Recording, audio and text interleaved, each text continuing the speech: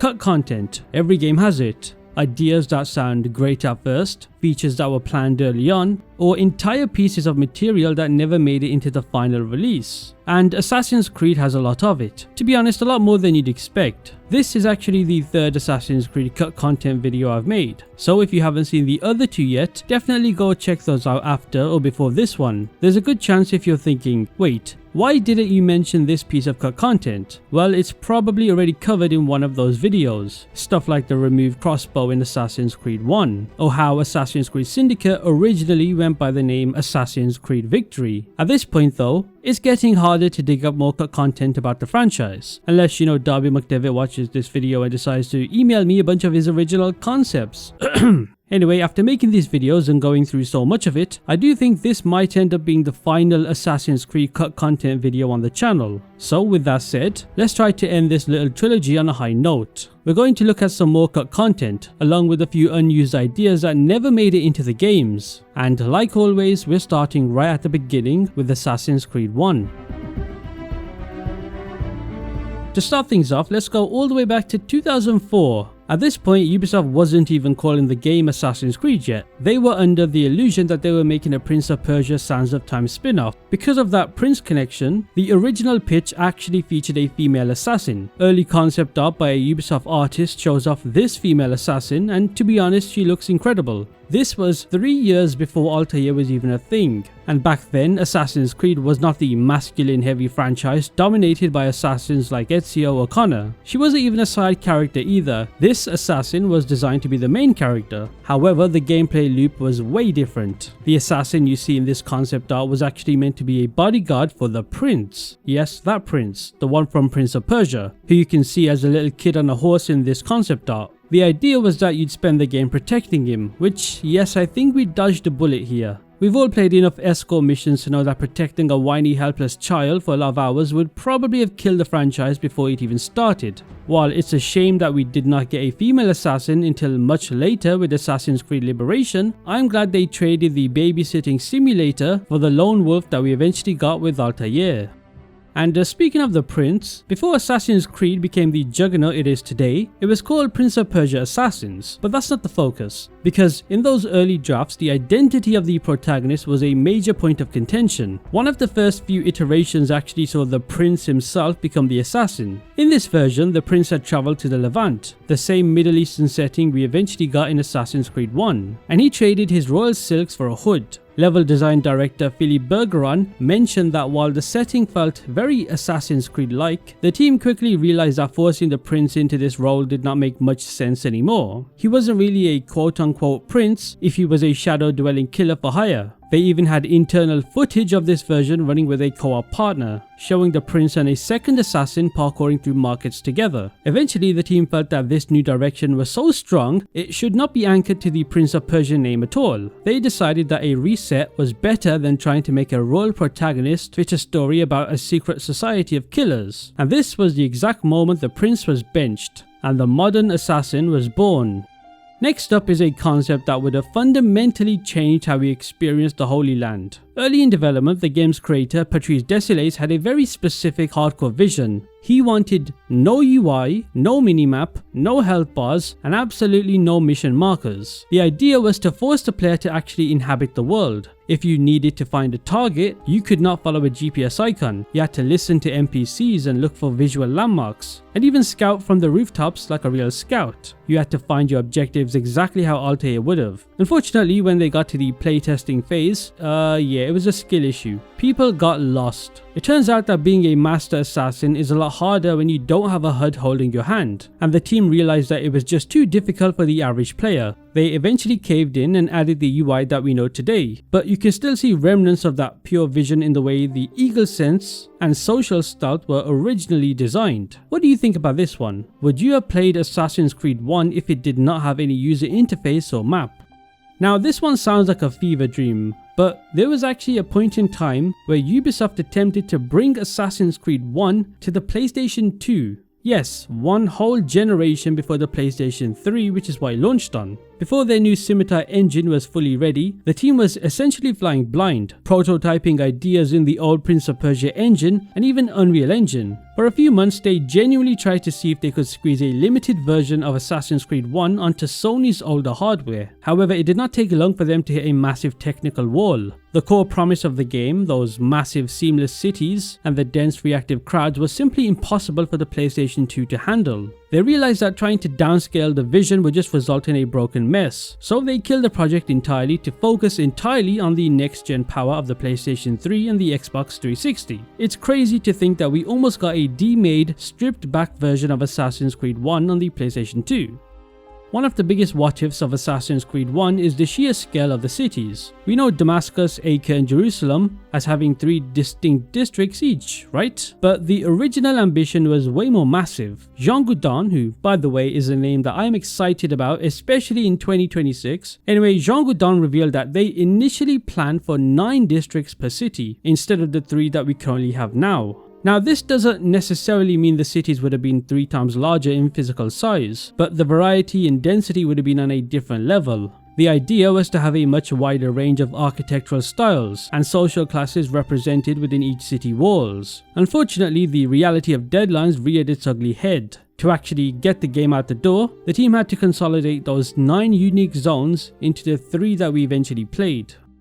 If you've ever ridden through the kingdom in Assassin's Creed 1 and thought this place is beautiful, but there is absolutely nothing to do, then you are spot on. It turns out that wasn't the original plan. Initially, Ubisoft envisioned the kingdom as a much more interactive survival nature system. Instead of just a transit corridor between Masyaf and the big cities, it was supposed to be a living, breathing ecosystem where you'd engage in activities like animal hunting. The idea was to flesh out the open world experience and give players a reason to actually explore the wilderness instead of just galloping past it. Ultimately, this was another victim of scope reduction. Between the tight deadlines and the technical hurdles of the mid-2000s, Ubisoft decided to pull the plug on these survival elements to focus entirely on the core pillars of investigation and assassination. It's a bit of a bummer, but clearly the idea did not die forever. Ubisoft eventually dusted off those survival concepts and turned hunting into a massive gameplay pillar in Assassin's Creed 3. So if you're wandering the kingdom today and all you see are empty hills and the occasional gods, just know that it was once meant to be a lot more crazy. One of the biggest criticisms of the first game was its repetition, and it turns out the developers were painfully aware of it. While the final game shipped with just 9 main assassination missions, the original plan was staggering. They had roughly 72 missions and quests designed on paper. And yes, you did hear me correctly, 72. As the deadline loomed, Ubisoft had to make a bittersweet compromise, cutting the vast majority of that content to actually get the game out the door. This last-minute scramble is actually why the game feels the way it does. To compensate for the missing depth, the team very quickly added things like the annoying flag collecting and feather hunting. Even the investigation variety was a last-minute addition to try and mask the gaps. It's actually crazy to think that the game that we play now is essentially a skeleton of the massive 70+ mission game that they wanted to build. But hey, it shows you that Assassin's Creed 1 needs a remake, because a lot of the decisions for that game were last minute. One of the most iconic parts of the franchise, as we know, is the Animus. But before we got the high-tech sci-fi bridge to the past, Ubisoft was struggling with how to actually frame the story. Patrice Désilets' first proposal was a lot more internal. The main character simply had amnesia. The game would have followed somebody struggling to piece together their past, which definitely would have given the writers some mystery to work with. But they very quickly realized that it was too limiting. It tied the entire franchise to just one person's lifespan. Now, seeking a much bigger hook, Ubisoft started suggesting actual time travel, but producer Jade Raymond shut that down immediately. She felt that time travel was too cheesy for the realistic, mature tone that they were aiming for. She wanted something grounded in science, so she went down an internet rabbit hole and found a fringe science paper about genetic memory. She sent it to lead writer Corey May, and that became the eureka moment. They traded time travel for the Animus, a machine that lets you explore ancestors' lives instead of physically jumping through time. This change was massive because it meant that they weren't cornered into one era. As long as there was DNA, there was a sequel. Even Desmond was designed as a blank slate purely to be the player's gateway into this new pseudoscience world. It's pretty insane to think that without a random research paper, Assassin's Creed might have been a generic Who Am I Amnesia plot that would have ended instantly. Moving on, let's go over some Ezio trilogy information. When Ubisoft sat down to map out Assassin's Creed 2 during development, the biggest question on the table was, do we stick with Altair? Internally, there was a massive debate. Altair had been well received, and the Holy Land setting was already built, so from a production standpoint, staying put was the safe bet. In fact, some Ubisoft developers really pushed to continue Altair's story in the same era to avoid the risk of starting over. So in a way, Assassin's Creed 2 could have very easily been an Altair sequel. However, Patrice Désilets and lead writer Corey May were adamant that the franchise had to evolve. They saw the Italian Renaissance as the perfect romantic backdrop for a conspiracy-heavy sequel. They wanted to fully leverage the power of the Animus to jump across history instead of being stuck into one century. The decision to ditch Altair for Ezio was a huge gamble at the time, but it is the main reason the franchise became so popular. If Patrice Désilets and Corey May had not fought for the change, the entire lineage concept of the franchise might never have taken off. Ezio's relationship with Cristina Vespucci is easily one of the most tragic what-ifs in the entire franchise, and that's because a huge chunk of it was actually sliced out of the main game of Assassin's Creed 2. Originally, Cristina was meant to have a much more presence in the game. Patrice Désilets described this story as a Romeo and Juliet tragedy, an impossible love that the game originally intended to flesh out more thoroughly during Ezio's early years. Instead, Ubisoft ended up cutting a significant portion of their relationship. What's also interesting is that before the opening of Assassin's Creed 2, where we see the title screen appear, there was meant to be a mission before which featured Cristina. They don't explain what the mission was, but it shows Cristina had more of a role to play in AC2. Now, if you remember those Cristina memories in Brotherhood, a lot of them were not new ideas, because many of them were concepts that were pushed out of Assassin's Creed 2. Patrice Désilets mentioned that they essentially cut the middle of their story and just started the player further ahead to save time. It's why their romance feels a bit like a series of time lapses. The developers knew they had a depressing, beautiful love story on their hands, but they just couldn't fit the full scope into Ezio's first game. This next one isn't about a cut mission, but instead it's a piece of historical reality that Ubisoft's corporate side decided was too mature for the game. Now, as you may or may not know, in real life, Leonardo da Vinci was famously arrested and spent 2 months in prison after being anonymously accused of sodomy. What is sodomy? Well, I won't say, just look it up. Patrice Désilets wanted to include this directly into the script to stay true to Leonardo's history and add depth to his character struggles. However, when he tried to put the word sodomy into the game, he was flat out blocked. Somebody at Ubisoft refused to let him use the term, despite it being a well-documented historical fact. Because there was this thing in Florence, which is kind of like weird, but that you could, anyone could accuse somebody else of anything. So he was accused of sodomy, and he spent 2 months in prison. But in the game, we couldn't use the word sodomy. I was refused the word sodomy. Say it in Italian, right? No, I was refused. Somebody at UB didn't want me to use the word sodomy in the game. It was like, no. Okay, it's just an historical fact, but I couldn't. So he's being accused of dealing with Ezio or something. It's a rare instance where the historical accuracy the franchise prides itself on was intentionally watered down because the higher-ups at Ubisoft were uncomfortable with the terminology of the time. It's hard to imagine the Ezio trilogy without Assassin's Creed Brotherhood, right? But for a long time, Brotherhood wasn't even considered a standalone game. During the development of Assassin's Creed 2, the plan was to simply follow up with a large-scale DLC expansion. Ubisoft wanted to use the stable tech and tools they'd already built to tell a side story about Ezio in Rome. However, once Assassin's Creed 2 became a massive success, the scope exploded. Ubisoft realized that they had a superstar protagonist on their hands, and this DLC for Assassin's Creed 2 very quickly morphed into a full-price sequel. This actually broke the original rule of the franchise. The plan was always one game per assassin, and then move on. Because of Brotherhood, Ezio became the first and only main character in the entire franchise to get a full trilogy. The Brotherhood concept itself went through some weird iterations too. At one point, the game director even suggested the assassin recruitment mechanic should happen on your mobile phone instead of in the game. Thankfully, they did not go through with this, focusing instead on the renovation of Rome. The art director's original vision was to have the city physically transform through 5 different visual layers, going from a seedy broken down ruin to a glorious Renaissance capital. While they had to scale that back, you can still see the DNA of that DLC origin in the way you rebuild Rome today.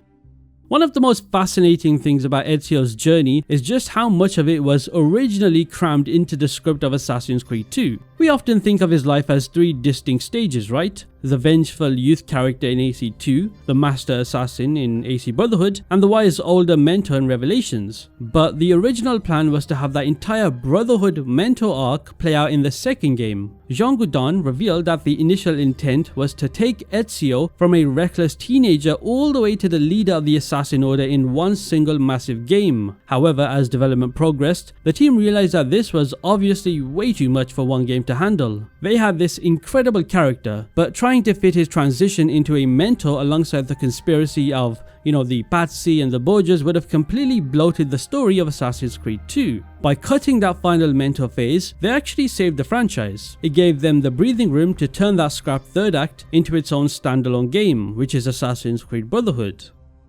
If you've ever reached the end of Assassin's Creed 2 and felt like the trip to Rome was a bit short, there is a massive reason for that. Originally, Rome wasn't intended only for the final fight against the Pope. It was supposed to be the third major city in the game, alongside Florence and Venice. Level design director Philippe Bergeron confirmed that the initial pitch for Assassin's Creed 2 was built on that classic 3-city structure from the very first game. The plan was to have Ezio parkouring across the Colosseum and the Vatican as a core part of his journey, but once production actually started for Assassin's Creed 2, the team hit a massive wall. You see, building Rome at the scale that they wanted, with its unique verticality and all those massive landmarks, simply wouldn't fit within the project's scope.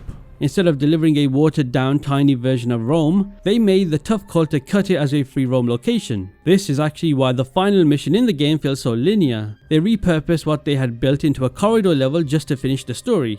Of course, this cut ended up being the best thing that could have happened for the franchise, as it gave them the perfect foundation to build an entire standalone game around Rome just 1 year later. And of course we know that was Assassin's Creed Brotherhood.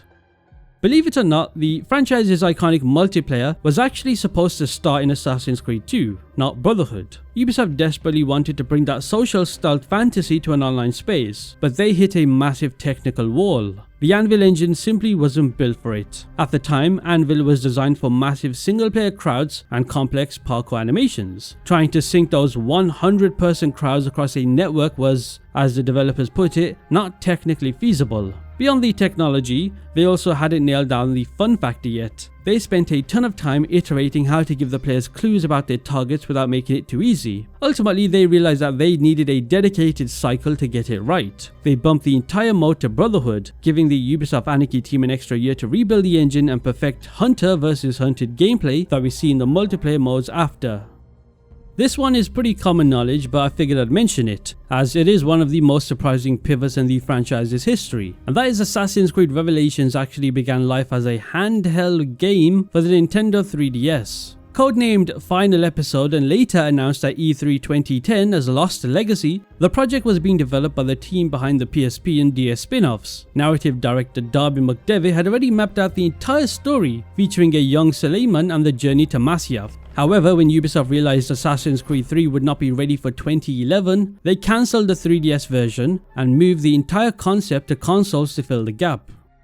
When Revelations was pulled from the 3DS and fast-tracked for consoles, the original blueprint looked nothing like the narrative-heavy finale we eventually got. In fact, Revelations was initially designed to be a 60% multiplayer game and only 40% story. Because Ubisoft needed a game out in less than 1 year to fill the gap before Assassin's Creed 3, the plan was to lean on the established multiplayer from Brotherhood and just, tack on a small story expansion. So if you think about it, Revelations was intended to be a multiplayer focused game. However, in early 2011, the multiplayer team at Ubisoft Anarchy dropped a bombshell. They couldn't deliver the massive amount of content they'd promised in such a short window.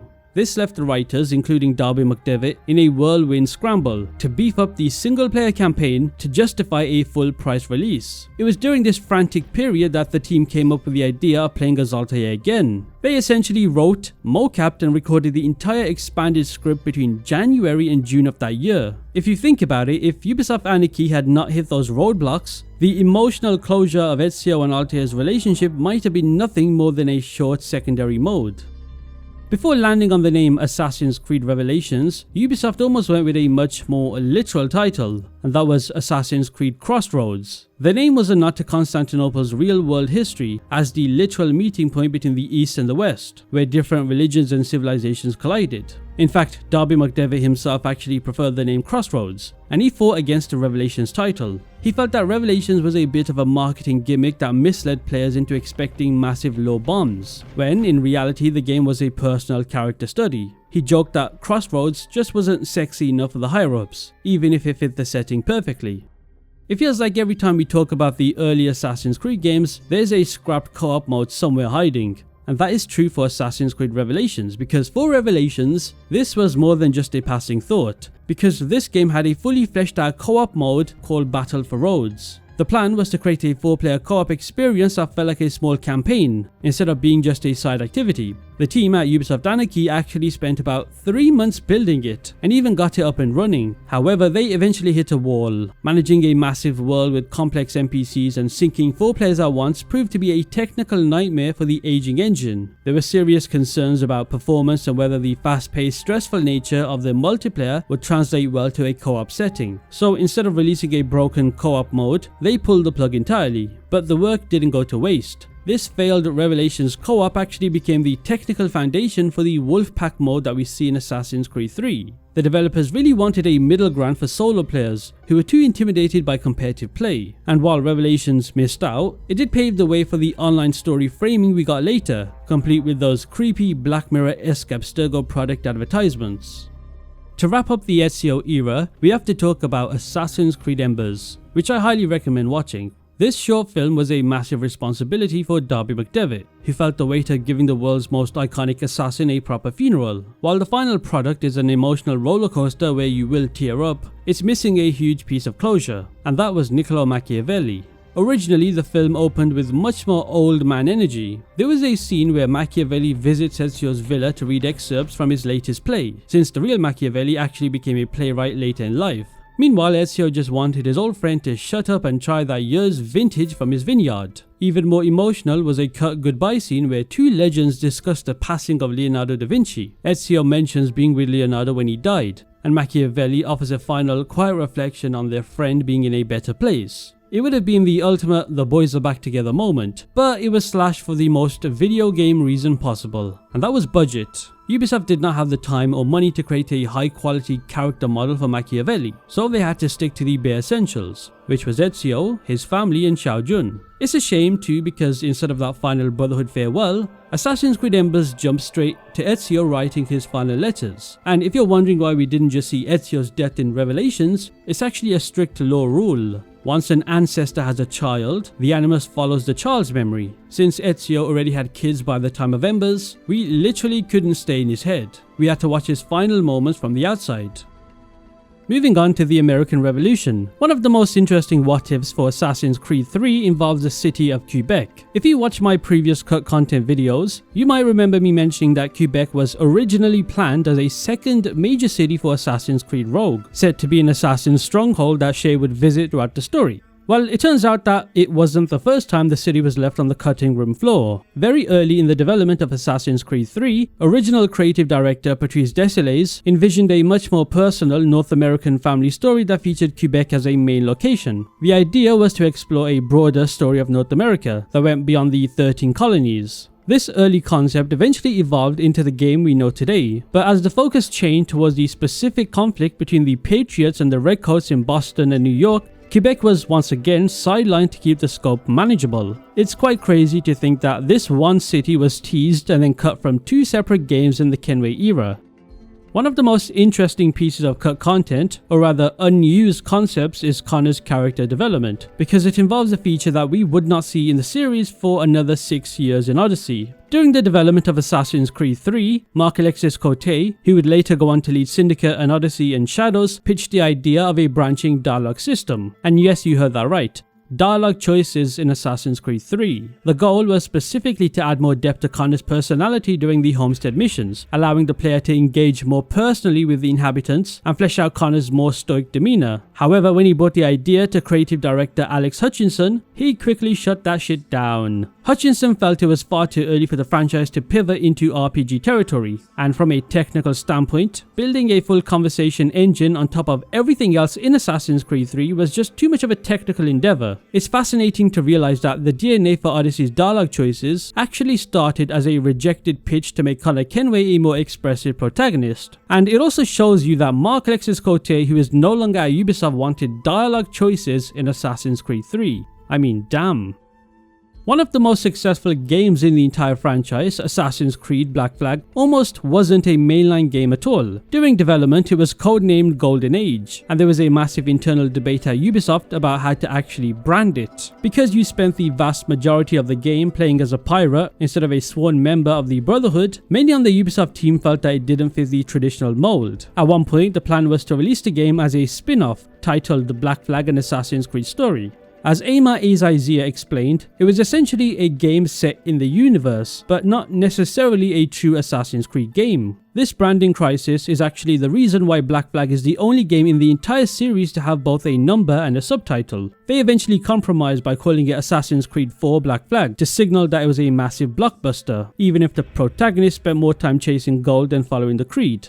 When it came to the actual pirate life in Black Flag, Ubisoft had a very strict no fun rule during development. They wanted to strip away the Hollywood cliches that we've seen 1,000 times. In fact, the developers actually made t-shirts for the team that said, "No hooks, no parrots, no eye patches." Creative director Jean Gaudin and Darby McDevitt were adamant about killing the Treasure Island fantasy. They wanted to portray the pirate reality, which was often grim, dirty and not lighthearted. Instead of Jack Sparrow, they looked at modern references like Patrick Swayze's character in Point Break, basically reckless counterculture bank robbers who just wanted to party on a beach and live on the edge of society. However, even the reality they agreed on was a toned down version of history. Ubisoft admitted they had to cut away from the most unsavory elements of the 18th century Caribbean, like the full brutality of the slave and sugar trades, to keep the game appealing to a mainstream audience. They also had to ignore the fact that many real pirates in history were just straight up evil people, without a single redeeming quality. They kept the tropical blue skies and the treasure to make it playable. But, you know, the peg-legged, parrot-taming caricature was left firmly on the cutting room floor. While the team fought for no pirates, they actually had to reject some of the most accurate parts of pirate history because frankly they would have made for a boring game. In reality, pirates almost never got into ship-to-ship battles. They certainly did not hunt Spanish men of war for sport. Real pirates were businessmen. They targeted defenseless merchant ships, used intimidation to scare the shit out of people, took the loot, and left without firing a shot. Sinking a ship was considered a failure because you'd lose the cargo. Darby McDevitt noted that they had to scrap this intimidation loop because scaring people isn't a very fun core mechanic for an action game. To make it a blockbuster, they swapped the historical reality of bullying civilians for the swashbuckling fantasy of declaring war on the British and Spanish navies. You know, it's the ultimate irony. The game is famous for its naval combat, but in real history, any pirate who tried these stunts would have been blown out of the water in minutes. After releasing Black Flag, the team was riding high on the success of naval exploration, and for a couple of months, Jean Gaudin basically gave them a creative blank check to prototype whatever they wanted. What they came up with was easily the most out there concept in the series history, a flying Jackdaw. Instead of sailing the Caribbean, the prototype featured a ship that could take off at the press of a button, navigating a sky filled with floating islands. The idea was to take the archipelago structure that made Black Flag so addictive, sailing between points of interest, and translate it into a 3D aerial space. By using the sky as a procedural sea, the team realized that they could focus all of their processing power on the islands themselves, instead of rendering thousands of miles of water. It was a radical experiment in how to evolve the open world formula, essentially turning Assassin's Creed into a steampunk-style sky pirate Odyssey. Obviously, it never made it past the prototype stage, but it shows just how much the team wanted to break the historical realism mold after years of grounded settings. When we talk about Assassin's Creed Rogue, we're talking about the biggest what if for the Templar fantasy. Playing as Shay Cormac, an assassin turned Templar, was a massive story change, but the original vision for the gameplay was supposed to be way more radical. In the early stages, the team at Ubisoft Sophia discussed creating pure Templar gameplay that would fundamentally separate Shay from the assassins. Now, what do I mean by that? Well, this included some pretty insane ideas, like completely removing the ability to do parkour and forcing you, the player, to manipulate crowds from the street level instead of the rooftops. The thought process was that Templars are about control and order. However, Rogue was developed in a very short time to hit the 2014 launch. Because of those extreme time and resource constraints, the team realized that they could not build an entirely new Templar engine from scratch. Instead of a non-climbing tank, they compromised by making Shay a turncoat, who kept his assassin training but used the Templar tools, like the air rifle and a grenade launcher, to manipulate and divide his enemies. Even the Morrigan was designed as a smaller, more brutal version of the Jackdaw to reflect that philosophy. It's a bit of a bummer that we never got the no parkour hardcore Templar simulator, but considering how fast they built this game, it's a miracle that it turned out to be as polished as it did. When we talk about Assassin's Creed Unity, we often think of the French Revolution, right? But you see, originally the game was going to be a massive time-hopping game spanning 4 different eras at once. Medieval France, Revolutionary France, the Belle Epoque and World War II. Even crazier is that each of these time periods was supposed to have its own unique protagonist. It sounds like a dream, but as Darby McDevitt explained, once they got into the technical feasibility, it became a nightmare. Even if you only create one city block of 1940s Paris, you still have to build every single costume, voice line and vehicle for that specific year. There was also the narrative headache of how a medieval assassin's sword would suddenly function against World War II tanks. They realized that while they had 4 years to build the game, this specific vision would have taken 8. To save the project, the team scaled back, turning those 3 extra time periods into the time anomalies that we see in the final game. These were originally pitched as a way for the modern-day initiate to escape Abstergo's detection by jumping into a parallel simulation. It's a case of an idea being so ambitious that it had to be chopped up into side content just to survive. One of the most surprising changes to Assassin's Creed Unity was the sudden return of the Isu. Originally, the narrative team wanted to move away from the ancient aliens tropes and tell a purely human and personal story. The plan was to have 0 first civilization artifacts in the entire game. In fact, there was only going to be one tiny Easter egg. During the sack of the palace, Napoleon would open a box and a golden glow would hit his face, a subtle nod to the Assassin's Creed 2 puzzles that showed him with an Apple of Eden. That was it. However, as the gameplay team reached the end of development, they realized they needed a more dynamic final boss fight. To give the antagonist Francois Thomas Germain some supernatural edge, they suddenly threw in the Sword of Eden. It's why the Isu lore feels a bit disconnected in Unity. Arno wasn't actually meant to be invested in Piece of Eden hunting at all, but at least they added it because, hey, look at Shadows. That game is the result of no Isu elements. One of the most infamous PR disasters in Assassin's Creed history, the women are too hard to animate controversy, actually stems from a massive pile of cut multiplayer content. Originally, Unity wasn't just going to have co-op. It was planned to have a full traditional multiplayer mode where players could design their own custom avatars with the choice to either play as a male or a female. So you would have the main story, you'd have co-op, and also this multiplayer mode. The team spent a long time developing this system, but as Unity's development became a technical nightmare, they had to slash the scope. The entire standalone multiplayer mode was cut. Because the focus changed entirely to Arno's story, the engine was optimized to run him and him alone. When they realized they did not have enough resources to put the custom avatar system into the main game's world, they forced everybody to play as Arno. Of course, this led to the awkward technical fix where you see yourself as Arno, but your friends look like generic male assassins because the game simply couldn't handle the data for diverse character models. After the messy launch of Unity, the team at Ubisoft Quebec really wanted to redeem the franchise with Assassin's Creed Syndicate. Initially, the ambition was huge. Syndicate was going to be a game not just with co-op missions, which I've already discussed in a previous cut content video, but they also pitched a full multiplayer campaign and also massive raids that would take place to different parts of England for high-stakes heists. The Montreal team spent 6 months prototyping these online systems, but they hit a massive roadblock, and that was carriages. Adding high-speed vehicles to a dense city was already a technical nightmare for the engine, and trying to sync those physics across a multiplayer network proved impossible. Marc-Alexis Cote described it as the eternal industry conundrum. Do you make a great single-player game, or an average one with a tacked-on multiplayer? I mean, to be fair, they made neither. Anyway, he chose the first option, and in a move Cote called unfortunate and a big loss, they completely obliterated the game's entire network stack to optimize the solo experience. This is the exact moment the franchise's traditional multiplayer died. The technology was so shaky and took so long to iterate on that they dropped it entirely, and we haven't seen it return since. When Ubisoft sat down to reinvent the franchise with Origins, they weren't only thinking about Egypt, because you see they were looking at the entire Mediterranean. The original concept for Origins was a gargantuan map that leveraged the technology from Ghost Recon Wildlands to include not just Egypt, but Greece, Turkey, Syria and Palestine. The idea was to use the sea as a technological buffer, allowing the game to load these massive landmasses as you sail between them on a full boat system. which is something that also got cut. But about 9 months in, the team had a realization. Darby McDevitt realized that building the Greco-Roman world alongside ancient Egypt was just impossible. They would have to design thousands of unique assets, from outfits and voices to entirely different architectural styles, just to make it feel authentic. To keep the quality high, they made a massive cut. They chopped the map in half, decided to only go as far south as Memphis, and focus purely on Egypt. Obviously that didn't happen because we can go further than Memphis in the game. This diptych strategy is actually why Odyssey exists. The team realized the Greece and Turkey content was so massive it deserved its own standalone game. The emotional anchor of Origins is the marriage between Bayek and Aya, but did you know a different relationship they had was cut during development? In the early draft of the script, the two weren't a grieving couple at all. They were simply friends who had just been exiled. The team struggled for a long time to find a motivation for Bayek that justified his constant fighting without it feeling like typical video game hero fluff.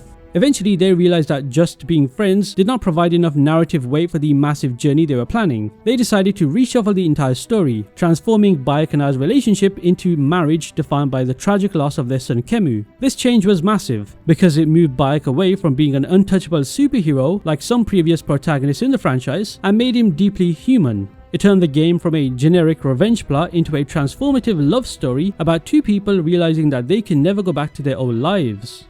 Did you know Assassin's Creed Odyssey was supposed to be a direct sequel to Origins, but that was cut during planning phases. The story was originally going to follow Cleopatra and Mark Antony as they moved toward the conflict from Egypt into Greece and Turkey. It was essentially designed as a part 2 to Bayek's journey. However, the team at Ubisoft Quebec very quickly pushed this back. Mark Alexis Cote, oh my god, not him again. Anyway, Mark Alexis Cote explained that trying to build a direct sequel while the first game is still in development is a production nightmare. If Origins had changed its ending or cut an important character at the last minute, the Odyssey team would have been trapped by a story that they hadn't even finished yet. To avoid these hard constraints, they made the bold move to pivot away from Cleopatra entirely and jump hundreds of years further back into the past to 450 BC. This led to some pretty funny internal debates, with Ubisoft staff jokingly asking if they should call the game Origins Origin, since it took place long before the Brotherhood was even founded.